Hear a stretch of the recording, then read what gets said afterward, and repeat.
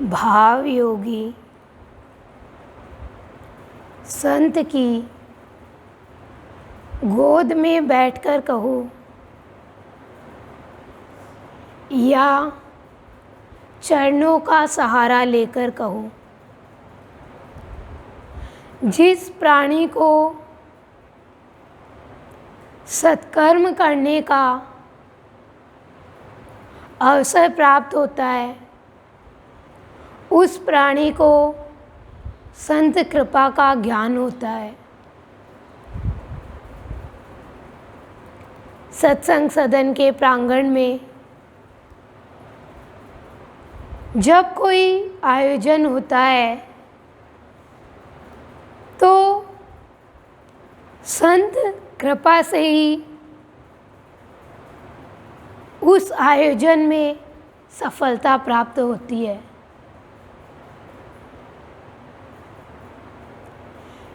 इतना विशेष भाव है संत की गोद का।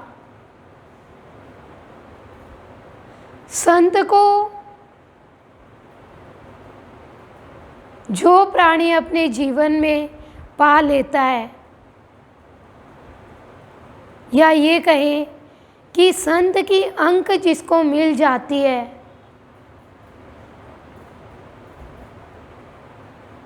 उस प्राणी को संत का प्यार, संत का दुलार मिलता है। उस प्राणी को संत का स्पर्श मिलता है। उस प्राणी के ऊपर संत की दृष्टि पड़ती है, और जिस प्राणी के ऊपर संत की दृष्टि पड़ गई, फिर उस प्राणी का जीवन बहुत ही उन्नति की ओर है, वो जाता है। जिन जिन ने भी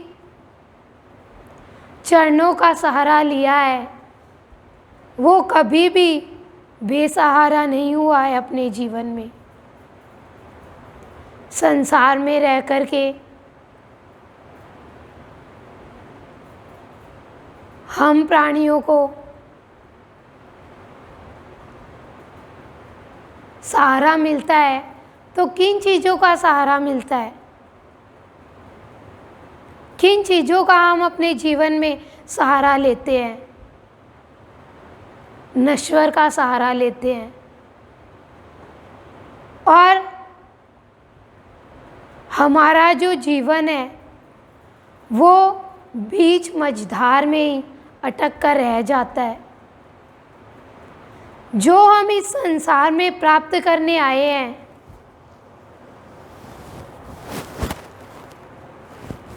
जो हम इस संसार में लेने के लिए आए हैं, वो हम प्राप्ति नहीं कर पाते।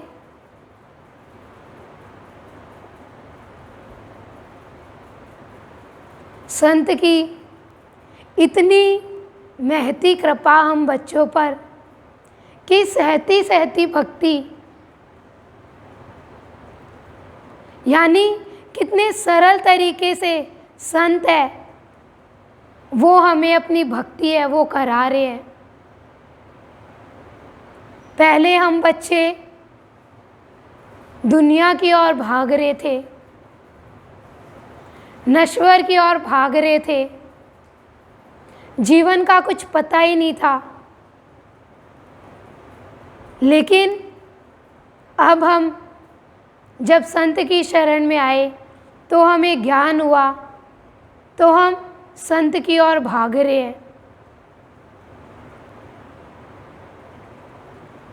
संत के चरणों का सहारा लेकर के अपने जीवन को सुगम बना रहे हैं।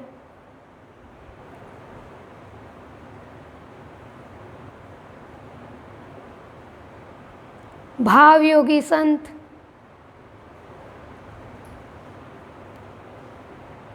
हम बच्चों से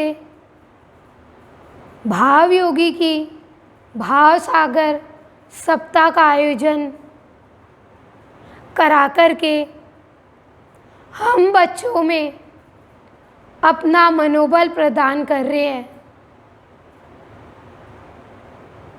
हमारे कल्याण के लिए गुरुदेव ने ये भाव सागर सप्ताह का आयोजन है वो किया है, और हमारे गुरुदेव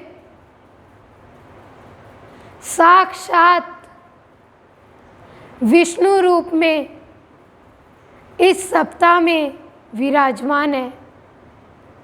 बस हमें अनुभूति करनी है कि हमारे गुरुदेव साक्षात विष्णु रूप में इस सत्संग सदन में विराजमान है। हम बाहर में तो अनुभूति हर चीज़ की कर लेते हैं, दुख की, सुख की, लेकिन आध्यात्मिकता में अनुभूति क्यों नहीं कर पाते?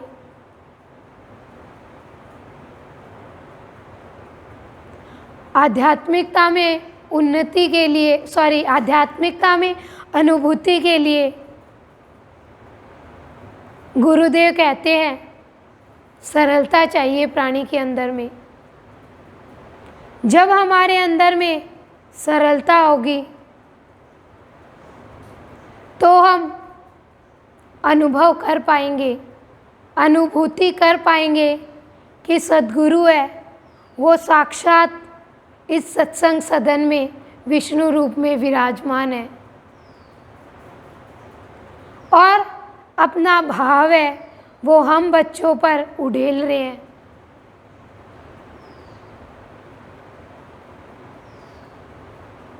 भावयोगी संत आज हम बच्चों को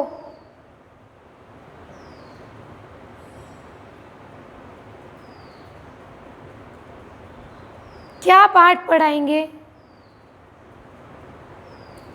हमारे गुरुदेव हमें पाठ पढ़ाएंगे आज कि हमें हमारी भावना को शुद्ध रखकर हर कर्म करना है।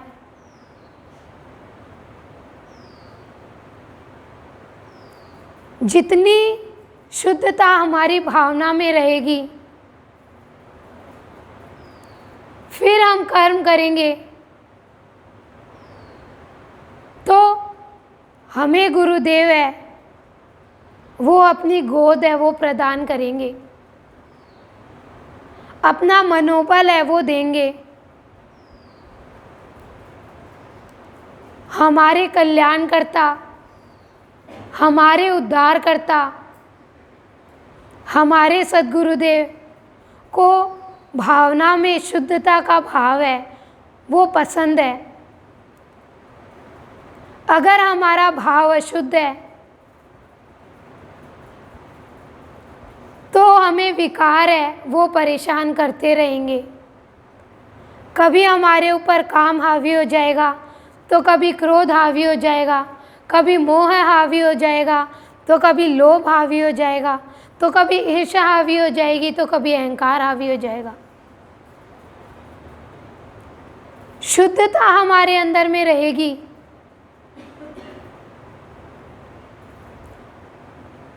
तो जैसे हमने ऑल आउट लगा ली तो मच्छर परेशान नहीं कर सकते ना, ऐसे ही शुद्धता हमारे अंदर में रहेगी तो एक भी विकार है वो हमें परेशान नहीं कर सकेगा।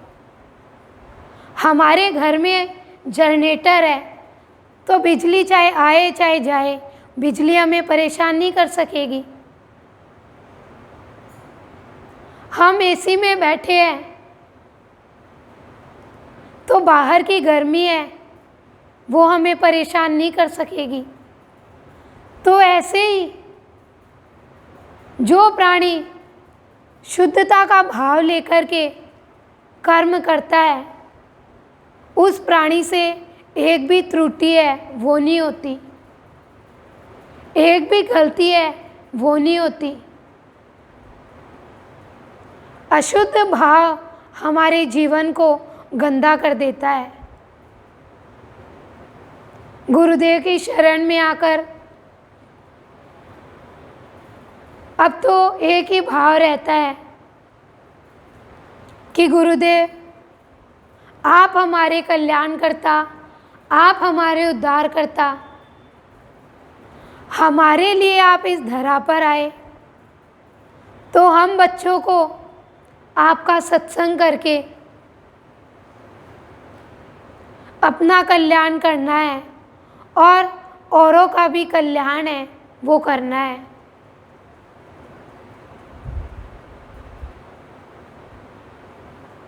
भावयोगी संत हम बच्चों को आश्वासन दे रहे हैं आज, या ये कहें कि जो प्रेरणा दे रहे हैं उस प्रेरणा को हम बच्चों को लेकर के इस भाव सागर सप्ताह में सीधे इस सागर में प्रेम में डूब करके स्नान करना है।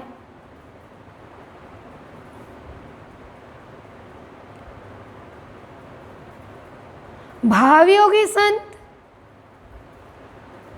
जो हम बच्चों को आज चेतावनी देंगे अमृतवाणी के माध्यम से, वो चेतावनी हम बच्चों को ग्रहण करके उसी का अवलंबन करके उसी मार्ग पर चलकर उन्हीं भावों को अपना करके अपने जीवन को गुरु का प्यारा है वो बनाना है। जब हम भावयोगी संत की चेतावनी को ग्रहण कर लेंगे ना, उसी का अवलंबन करेंगे, उसी मार्ग पर चलेंगे, तो हमारा जो जीवन है वो अशांति से हट करके शांतिमय बन जाएगा। इतना बड़ा ये सद्गुरुदेव की अमृतवाणी का भाव है। अब कोई झुग्गी झोपड़ी में रहता है तो झुग्गी झोपड़ी में रहने वाला तो क्या है, कोई भी आंधी आएगी, तेज हवा चलेगी तो क्या होगा, झुग्गी झोपड़ी तो उड़ जाएगी। लेकिन मकान में अगर हम रह रहे हैं तो मकान थोड़ी उड़ जाएगा। मकान तो नहीं उड़ सकता ना तेज हवा चलने से। अब कोई कपड़ा है, हमने बाहर टंगा दिया उसको, तो वो क्या होगा, उड़ जाएगा। लेकिन जैसे ही उस कपड़े के ऊपर हमने पकड़ लगा दी तो चाहे कितनी भी तेज हवाएं चले वो कपड़ा नहीं उड़ेगा। वैसे ही सद्गुरुदेव का जो भाव है, सद्गुरुदेव की भक्ति है, उसमें वजन है, वो पकड़ का काम करती है, उसमें प्राणी है, वो किसी की भी बातों में आकर के उड़ता नहीं है, यानी किसी की भी बातों में आकर के अपना जो जीवन है वो खराब नहीं करता। हमारी तो कोई थोड़ी सी भी प्रशंसा कर देता है, थोड़ी सी भी बढ़ाई कर देता है तो हम तो उड़ने लग जाते हैं कि हाँ मेरे अंदर तो इतनी विशेषता है, मैं तो इतना बड़ा हूँ। लेकिन ये नहीं जानते कि सर्व समर्थ तो सिर्फ एक भगवान है, सिर्फ एक सद्गुरु है। तो जिस प्राणी ने संत के चरणों का सहारा ले लिया उसके ऊपर संत हरदम अपनी छत्र छाया बनाकर रखते हैं। पहले जब हम सत्संग में आते थे तो यही सोचते थे कि हम सतगुरु की शरण में भाग भाग कर आ रहे हैं, जल्दी जल्दी हम ही आ रहे हैं सतगुरु के पास में, सुबह उठ कर के शाम को। लेकिन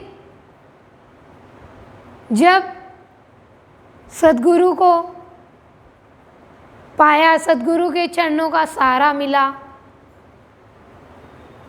तब अपने जीवन में जाना कि हम नहीं चल कर आ सकते, हम नहीं भाग भाग कर सत्संग में आ सकते। ये तो सतगुरु की शक्ति है, सतगुरु का प्यार है जो हमें खींच कर के अपनी ओर लेकर आता है। सतगुरु भावयोगी संत हम बच्चों को आज ये भाव दे रहे हैं कि हम बच्चों को नासमझी में रह कर के और बेमन से कोई भी कार्य नहीं करना है। हमें तो हर एक कार्य भावपूर्ण भावना को लेकर के करना है। हम तो नासमझी में हर कार्य करते रहते हैं।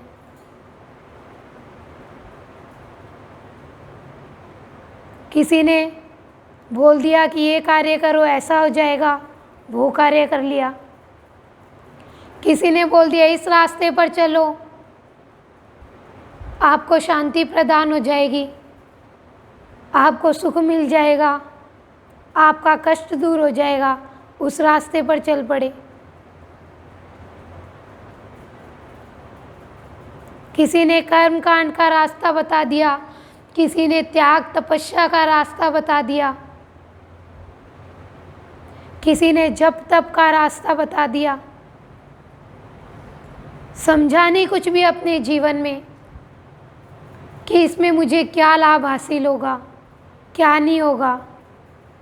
और बेमन से, चाहे हमारा मन हो उस कार्य को करने के लिए या नहीं हो, बेमन से हम कार्य करते जाते हैं और चलते जाते हैं। लेकिन सद्गुरुदेव हमें कह रहे हैं भावपूर्ण भावना से हमें वो हर कार्य करना है। और जब हम भावपूर्ण भावना से हर कार्य करेंगे ना, तो हम भी आगे बढ़ेंगे और हम औरों को भी आगे बढ़ाएंगे।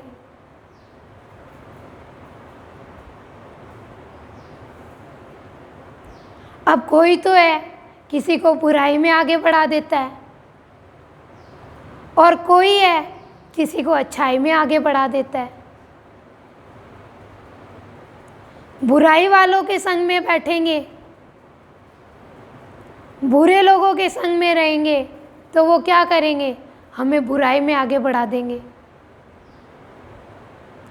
और हमारा संग अच्छों के संग में रहेगा, महान पुरुषों के संग में रहेगा, श्रेष्ठ पुरुषों के संग में रहेगा, तो वो हमें अच्छाई के रास्ते पर आगे बढ़ाएंगे। हम बुरे रास्ते पर भी जा रहे होंगे, कोई बुरा कर्म भी कर रहे होंगे, तो वो हमें यही शिक्षा देंगे कि नहीं, हमें बुरा कर्म नहीं करना। जैसे दुर्योधन है, वो बुराई में आगे बढ़ रहा है,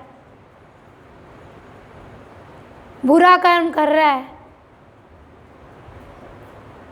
लेकिन पांडव है, वो हमेशा अच्छाई के रास्ते पर, धर्म के रास्ते पर आगे बढ़े। भावयोगी संत है, वो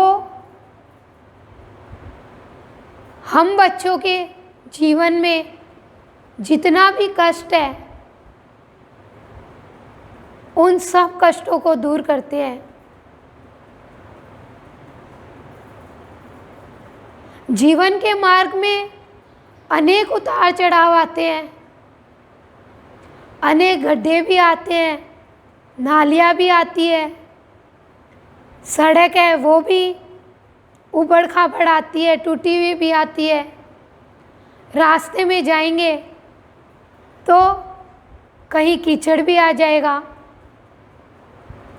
लेकिन भावयोगी संत उन सब से बचाते हुए हमें इस जीवन की जो यात्रा है ना, उसको सुगम बना देते हैं। जब हमारे ऊपर कष्ट आता है तो हमें सहलाते हैं हमारे गुरुदेव और उन कष्टों को दूर करते हैं।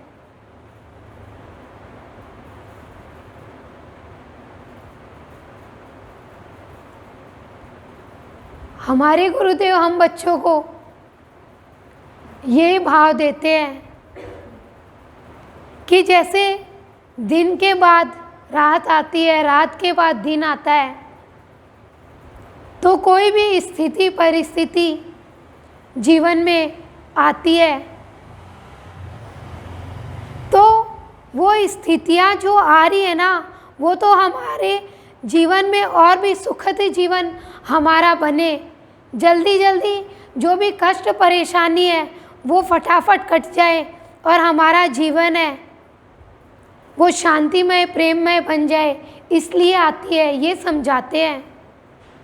पहले जब हमारे जीवन में कोई भी कष्ट आता, दुख आता, परेशानी आती, तो हम क्या करते? एक दूसरे पर दोषारोपण करने लग जाते, एक दूसरे से बैर बांध लेते कि तेरे कारण से मेरे जीवन में ऐसा हुआ, वैसा हुआ। लेकिन जब संत शरण में आए, संत के चरणों का सहारा मिला, संत की गोद मिली, तब समझ में आया कि स्थितियाँ परिस्थितियाँ तो इसलिए जीवन में आती है कि हम शिक्षा लें,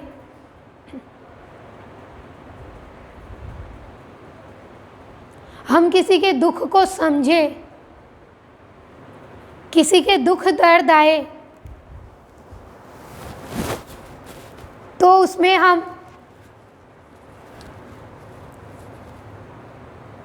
भगवान से प्रार्थना करें।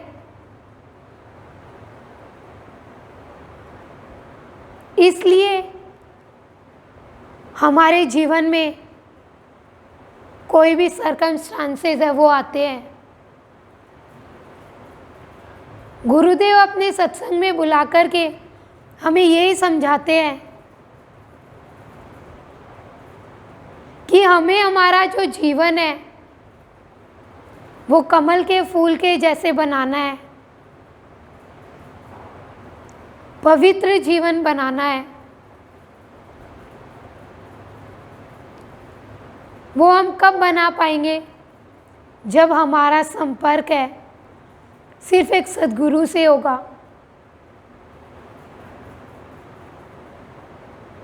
तो हम कितने सौभाग्यशाली बच्चे हैं कि हमें भावयोगी संत का दरबार मिला।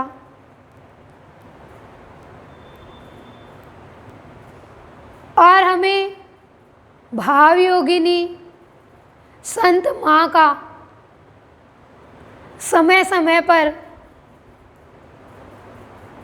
भाव मिलता रहता है।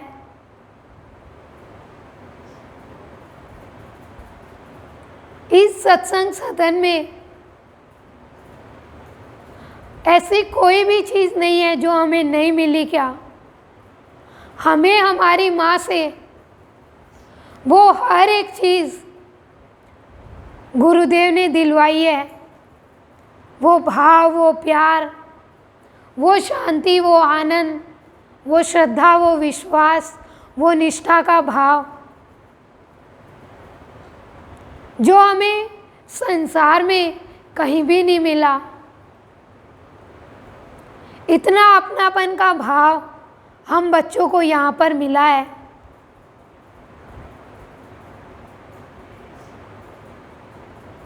जैसे होता है ना कि कोई इंटेलिजेंट बच्चा है और परीक्षा में उसके पास बैठकर हमें भी परीक्षा में पेपर देने का अवसर मिल गया तो क्या होगा? ज़्यादा कुछ नहीं तो हम थोड़ा भी उसका देखकर लिख लेंगे तो हम परीक्षा में पास तो हो ही जाएंगे ना। तो हमें माँ भावयोगिनी संत मिली है तो हम बच्चे भी इनके चरणों का सहारा लेकर के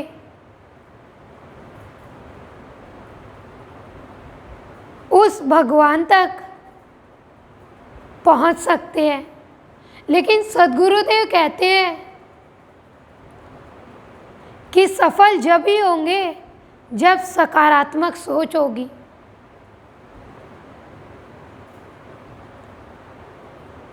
सोच अगर सकारात्मक नहीं है, सोच में नकारात्मकता आ गई, सोच हमारी खराब हो गई तो फिर हम सफल नहीं हो पाएंगे, हम असफल हो जाएंगे। हमें तो भाव सागर सप्ताह में खूब उत्साह के साथ, खूब भाव के साथ, खूब चाव के साथ में सद्गुरुदेव के भावों का रस है वो पीना है। कि आज सद्गुरु हमें क्या चेतावनी देंगे। मैं इन 7 दिनों में भगवान को पाकर ही रहूँगी, भगवान से मिलकर ही रहूँगी, क्योंकि भाव योगी की भाव सागर सप्ताह में आत्मा परमात्मा का मिलान होता है। लेकिन भान उसको ही होगा जिसके अंदर में जिज्ञासा होगी कि मुझे तो मेरे भावयोगी संत के दर्शन है वो करने हैं। जिज्ञासा नहीं होगी सद्गुरुदेव के दर्शन प्राप्त करने की तो फिर मिलान नहीं हो सकता सद्गुरुदेव से और ना ही फिर सद्गुरुदेव के दर्शन होंगे। हमें हमारे भाव को इतना दृढ़ करना है इन 7 दिनों में कि भगवान है उसको हमें दर्शन देने ही पड़े। हमारे अंदर में हमें इतना प्यार भरना है कि भगवान भी हमें हमारे दरवाजे पर आकर के दर्शन दे और हमें कहे कि बोल भक्त तुझे क्या चाहिए।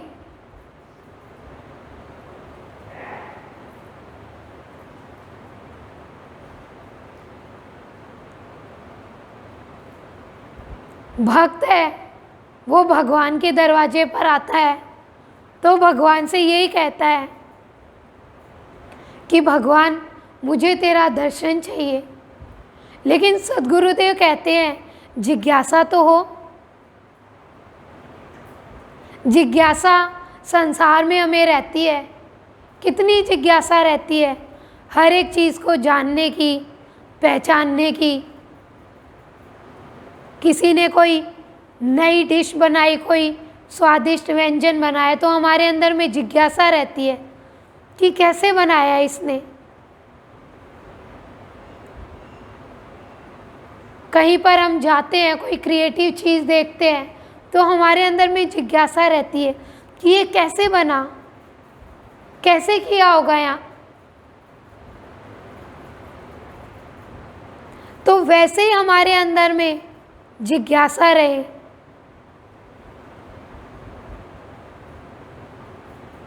सद्गुरुदेव के दर्शन की, सद्गुरु हमें चेतावनी के माध्यम से क्या भाव ग्रहण करवाएंगे इस चीज़ की।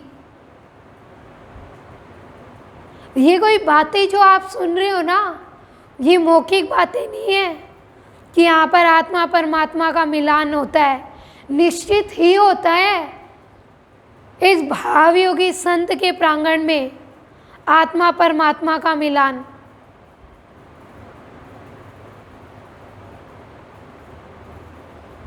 तो हमारे अंदर में जब जिज्ञासा होगी ना कि कृतिका आज क्या भाव बताएगी, आज गुरुदेव क्या चेतावनी में हमें देंगे, तो फिर हमें संत कृपा का ज्ञान है वो होता जाएगा। और एक दिन ऐसा आएगा जब हमें संत के दर्शन है वो हो जाएंगे। तो आज हम बच्चों को हमारे भावयोगी संत, हमारे कल्याणकर्ता उद्धारकर्ता की इच्छा के अनुसार चल कर के इनके आशीर्वाद को प्राप्त करना है। और हमारे सद्गुरु की क्या इच्छा है वो आज हम इन चेतावनी की अमृतवाणी के माध्यम से जानेंगे कि सद्गुरु है वो हमें क्या चेतावनी देते हैं। तो आइए आज हम सद्गुरुदेव जो चेतावनी दे रहे हैं उसको ग्रहण करते हैं और सद्गुरु के आशीर्वाद को प्राप्त है वो करते हैं।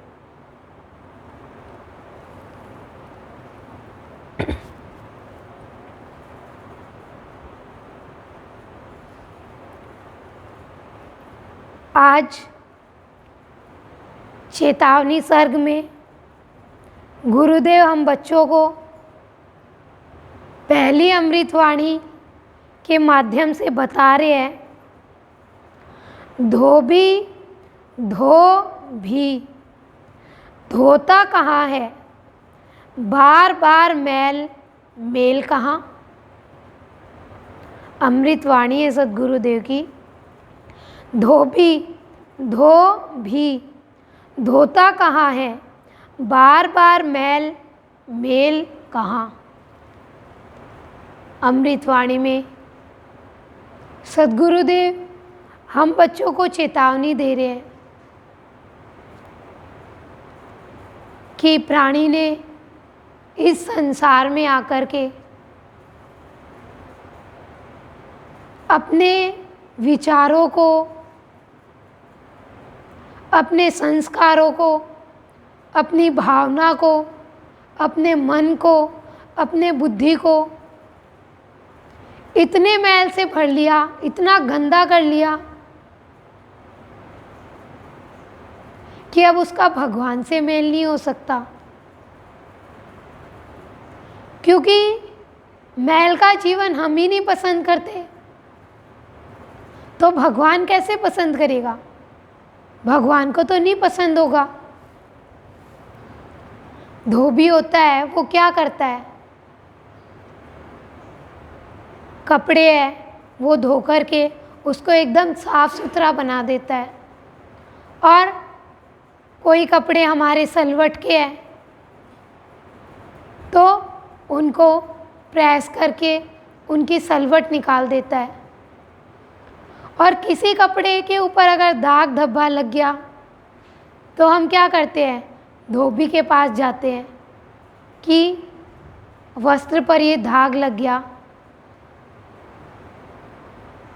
तो ड्राई क्लीन कर दो आप, या ये दाग है वो हटा दो। तो गुरुदेव अमृतवाणी में यही कह रहे हैं कि सद्गुरु है वो हमें अपनी अमृत वाणी का पान कराते हैं कि हमारे अंदर के विचारों का जो मैल है, विचारों में जो मैल आ गया, जो हमारे विचार है तुच्छ हो गए, दीनहीन हो गए, हेय हो गए, उन विचारों को हम स्वच्छ करें सद्गुरु की अमृत वाणी को ग्रहण करके, सद्गुरु का भाव लेकर के, सद्गुरु का सत्संग लेकर के। सद्गुरुदेव इस धरा पर हम बच्चों के लिए आए हैं और हमारे विचारों को अपने भाव के द्वारा शुद्ध कर रहे हैं। अब कोई कपड़ा गंदा हो गया तो हम क्या करते हैं? साबुन लगाते हैं उसके ऊपर और साफ पानी में उन कपड़ों को निकालते हैं। तो सद्गुरुदेव ने हमें अपनी अमृत वाणी की साबुन दे दी, भाव का जल दे दिया। अब भी अगर हम इन विचारों को गंदा ही रखेंगे तो फिर हमारा मेल है वो भगवान से कैसे होगा? हम सब प्राणी इस संसार में भगवान से मेल करने के लिए आए हैं, लेकिन हमने मैल भर लिया अपने अंदर में। हम छोटी छोटी बातों पर तो झूठ बोलने लग जाते हैं। बाहर में हम प्यार दिखाते हैं, अंदर में हम द्वेषता रखते हैं। तो ये क्या है? ये मैल है। बाहर में हम कहते हैं कि तू तो मुझे बहुत ही अच्छी लगती है, तू तो मेरी प्रिय है, तू तो मेरी सच्ची सहेली है। और जैसे ही हमारी वो सहेली है हमसे आगे बढ़ गई या उसके जीवन में हमसे कुछ अच्छा हो गया या उस सहेली के बच्चे हैं वो आगे निकल गए, अच्छा कमाने लग गए,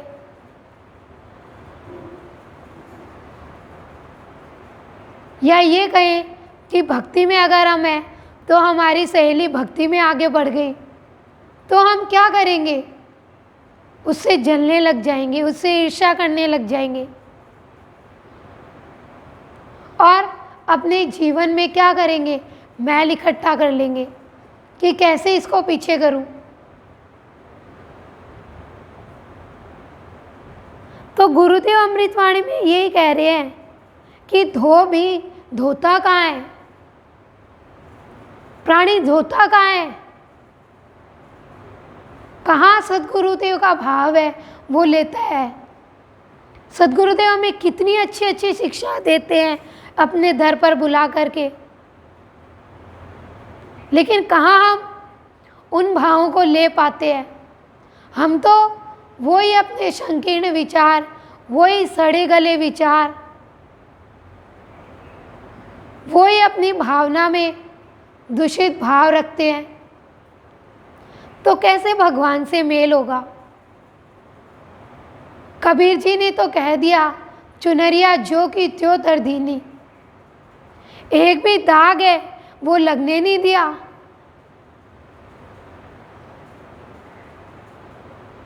इस शरीर पर, लेकिन हम तो कितने ही दाग लगा लेते हैं, कभी काम का, कभी क्रोध का, कभी लोभ का, कभी मोह का, कभी घृणा का, कभी अहंकार का। इतना हमारे जीवन में अहंकार आ जाता है और अपने जीवन में हम मैल इकट्ठा कर लेते हैं। तो गुरुदेव अमृतवाणी में यही कह रहे हैं धोबी, कि मैं तो धोबी बनकर आ गया तुम्हारे विचारों को, मन को शुद्ध करने के लिए, तुम्हारे संस्कारों को अच्छा बनाने के लिए, तुम्हारी भावना को सुंदर बनाने के लिए, तुम्हारे जीवन को सुंदर बनाने के लिए। लेकिन तुम दुनिया में ही जाते जा रहे हो। जब तक हम संसार में ही जाते जाएंगे ना, संसार की बातों को ही अपने अंदर में संजोए रखेंगे, तब तक हमारा मेल है वो भगवान से नहीं हो सकता। हम और मेल है वो इकट्ठा ही करते चले जाएंगे,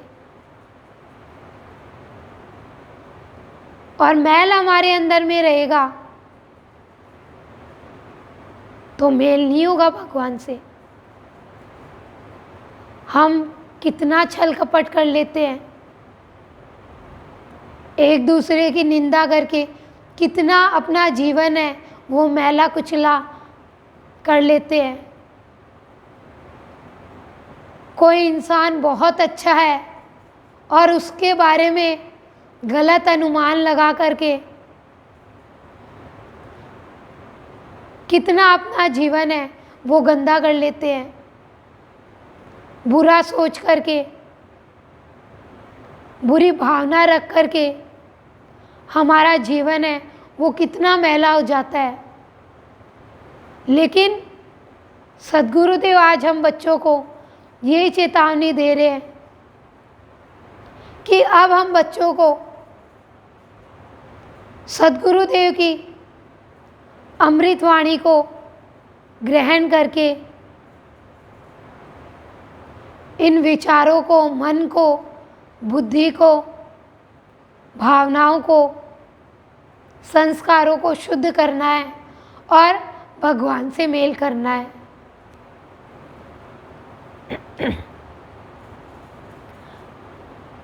आगे अमृतवाणी में कह रहे हैं सद्गुरुदेव,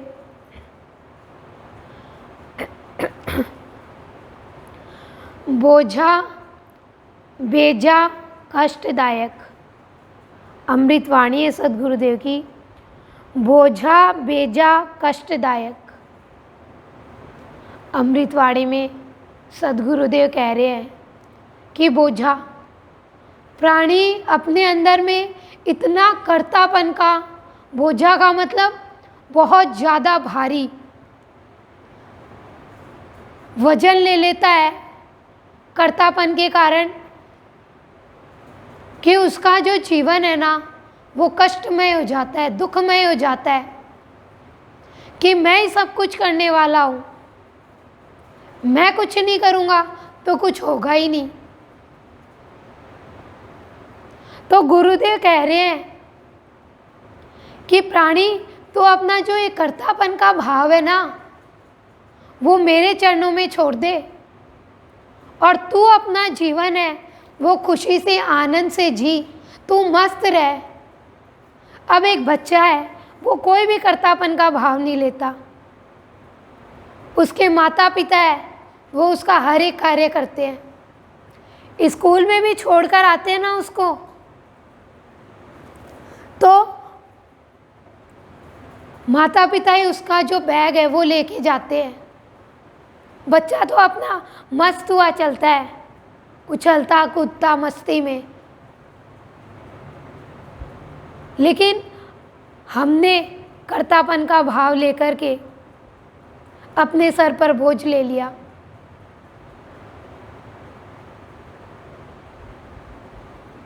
कितना बोझ ले लेते हम।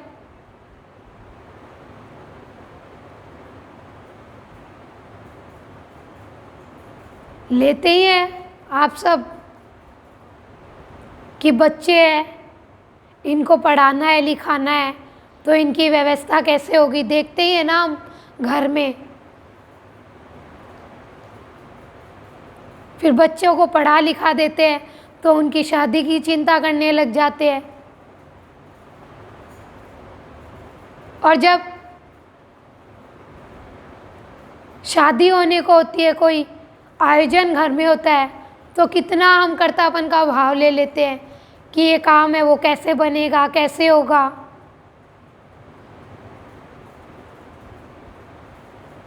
कैसे ये शादी का काम है वो शांति से होगा। तो कितना कर्तापन का भाव आ जाता है।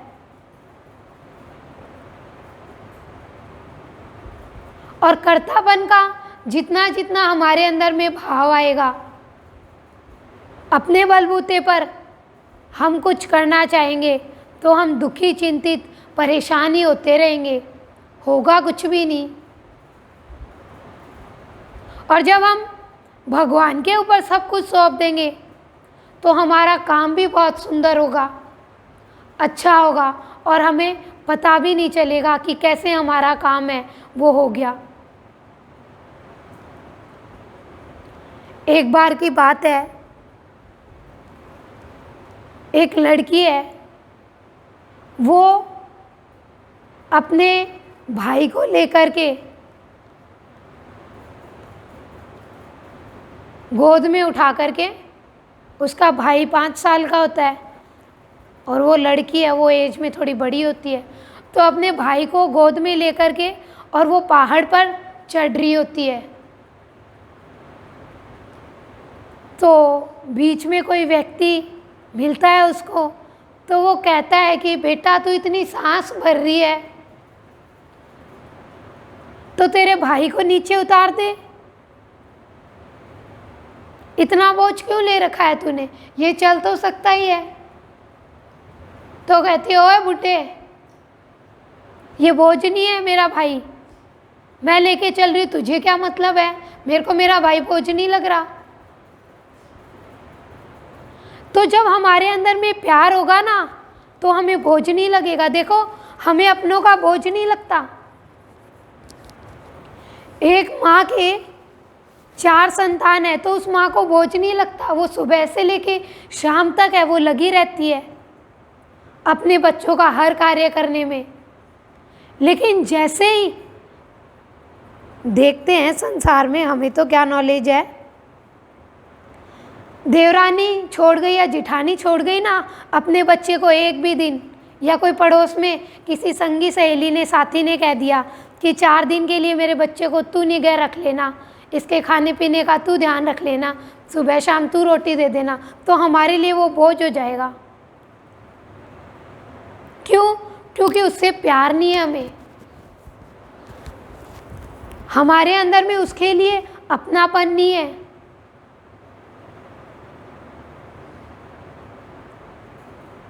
अभी कुछ समय पहले ही माँ भाव में बता रहे थे कि एक बार की बात है, भक्त ने गुरुदेव का श्रृंगार किया तो गुरुदेव को 1, 2, 3, 4 माला पहना दी।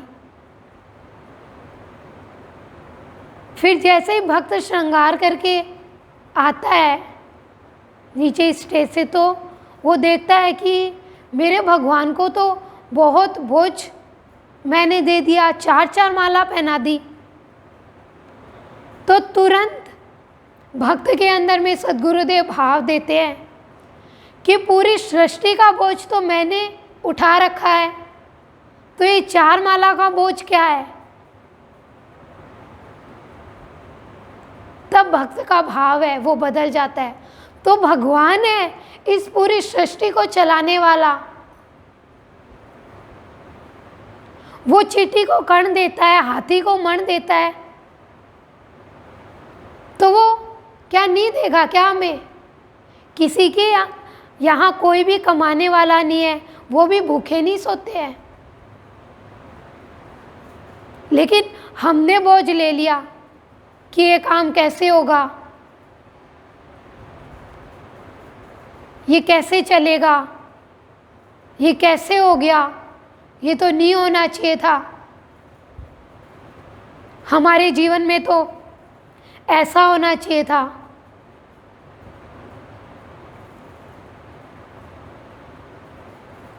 और हम दुखी परेशान होते रहते हैं।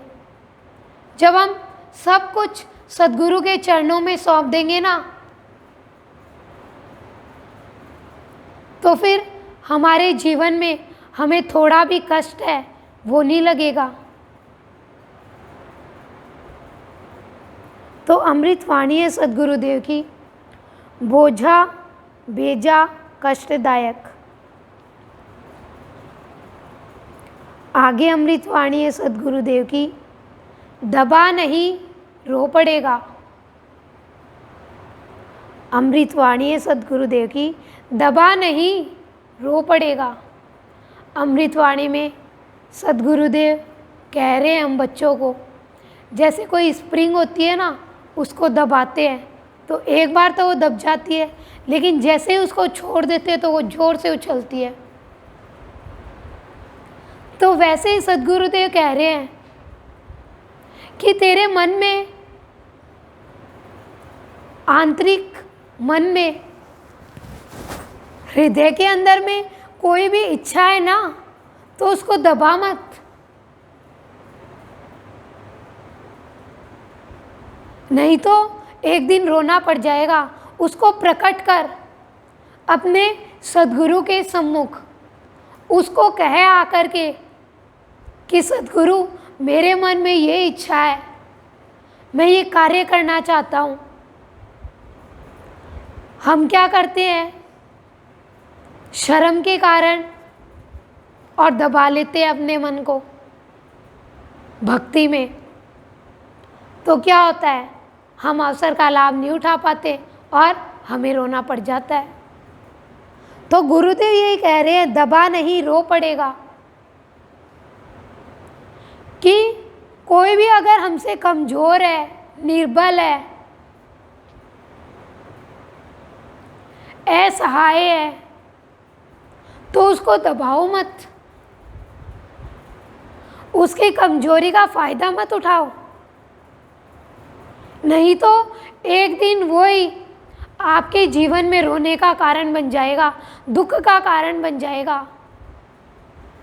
आज हमारी चलती है,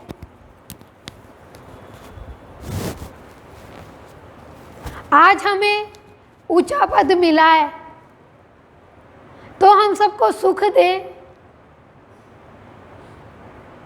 सबको खुशी प्रदान करें।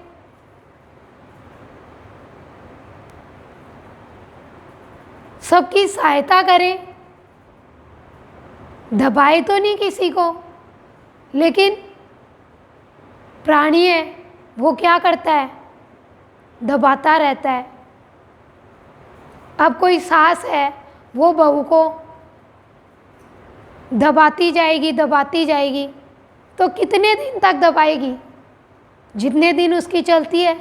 लेकिन जैसे ही उनकी चलती ख़त्म हो जाएगी, तो फिर वो बहू क्या कहेगी कि उस समय ऐसे ऐसे दबाया ना, उस समय मेरे को इतना कुछ बोला, तब मैं दब के रही, लेकिन अब मैं दिखाती हूँ इसको।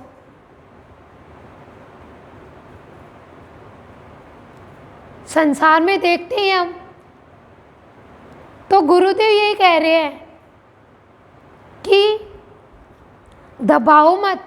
आपके अंदर में कोई विशेषता है, कुछ कर गुजरने का भाव है, हमें सद्गुरुदेव से भाव मिलता है, तो हम क्या करते हैं, लालच में आकर के या ये कहे कि ये भक्ति में आगे नहीं बढ़ जाए, तो उस भाव को दबा लेते हैं, दबा के रखते जाते हैं कि नहीं इसको नहीं देंगे, ये आगे बढ़ जाएगी, इसको भाव की बात नहीं बताएंगे, नहीं तो इसको भगवान के दर्शन हो जाएंगे, भाव में आगे बढ़ जाएगी।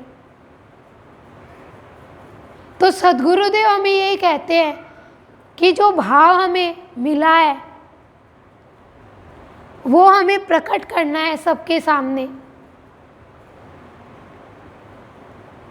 वो हमें दबा करके अपने तक ही सीमित नहीं रखना है, सबको बांटना है, जिससे सबके जीवन में खुशी आ पाए, सब अपना जो जीवन है वो आनंद में जी पाए। तो गुरुदेव हमें अमृतवाणी में यही कह रहे हैं, दबा नहीं रो पड़ेगा।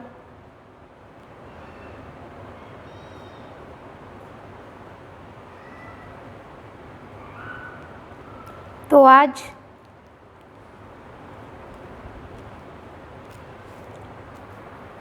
चेतावनी के सर्ग की गुरुदेव ने हम बच्चों को जो चेतावनी दी है, वो भाव हम बच्चों को यहाँ से लेकर जाना है और उन भावों से अपने जीवन को सजाना है। तो सद्गुरुदेव ने जो भाव बुलवाए वो सद्गुरुदेव के चरणों में अर्पण करते हैं।